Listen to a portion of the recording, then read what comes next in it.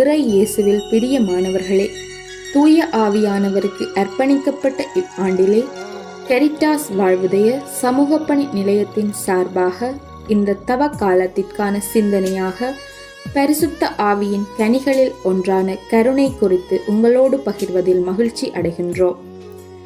தவக்காலம் என்பது நம்மை நாமே தாழ்த்தி இறைவனின் இரக்கத்தை நாடும் ஒரு காலம். கருணை என்பது வெறும் உணர்ச்சி அல்ல, அது ஒரு செயல் வடிவம். உங்கள் தந்தை இரக்கமுள்ளவராய் இருப்பது போல நீங்களும் இரக்கமுள்ளவராய் இருங்கள் என்று இயேசு நமக்கு அழைப்பு விடுத்தார்.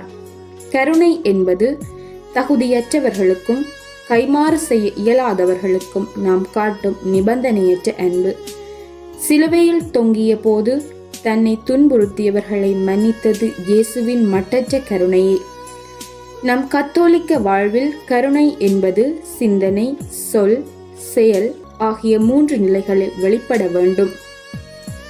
தவக்காலத்தில் நாம் மேற்கொள்ளும் நோன்பும் செபமும் நம் இதயத்தை கருணை உள்ளதாக மாற்றாவிடில் அவை வெறும் சடங்குகளாகவே முடியும்.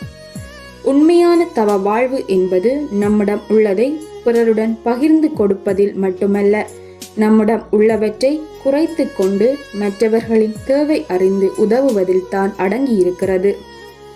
தூய ஆவியானவர் நம் இதயங்களில் அன்பை பொழிந்து கல் இதயங்களை சதை இதயங்களாக மாற்றுகிறார். இந்த புனிதமான தவக்காலத்தில் நம்முடைய கர்வத்தை அகற்றி தாழ்மையுடன் மற்றவர்களுக்கு கருணை காட்டும் போது நாம் கிறிஸ்துவின் உண்மையான சீடர்களாகிறோம். ஆகவே இவ்வாண்டில் நாம் பயணிக்கும் ஆன்மீக பயணத்தில் கருணை என்ற மேலான கனியை நம் வாழ்வில் கொண்டு குடும்பங்களில் ஒருவருக்கு ஒருவர் விட்டு கொடுப்பதிலும், சமூகத்தில் விளிம்பு நிலை மக்களிடம் அன்பு காட்டுவதிலும், பணி வாழ்வில் நேர்மையுடனும் கனிவுடனும் நடப்பதிலும் நம் கிறிஸ்தவ முதிர்ச்சியை வெளிப்படுத்துவோம். எனவே இந்த தவ காலத்தில் இயேசுவின் கருணையை தியானித்து உலகத்திற்கு தேவையுள்ள ஆறுதலையும் நம்பிக்கையையும் வழங்கும் கருணையின் தூதுவர்களாக நாம் உருவெடுப்போம். அனைத்தும் கரங்களிலே ஆணிகளா சுவாமி, நினைத்து பார்க்கையிலே நெஞ்சம் உருகுதையா.